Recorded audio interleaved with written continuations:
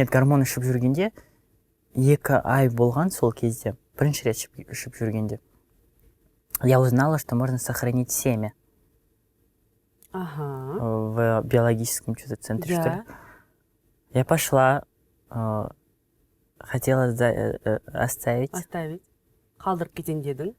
Но когда я поехала в центр, куда нужно оставить это семя, сказали, надо вот прям в уборной это делать. А уборная была мужская. И кругом были мужики, я не смогла.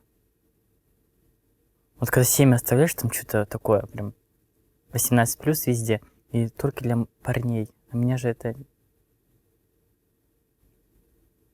Я түсіндім. не интересует.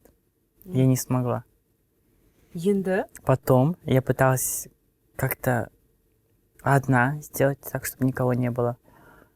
Договорилась, все, тогда я уже пила гормоны. Уже 4 ай өтіп кеткен. Я вот тогда планировала. И барганда, когда я уже сдала, мне сказали, что у меня все погибло. Уже поздно.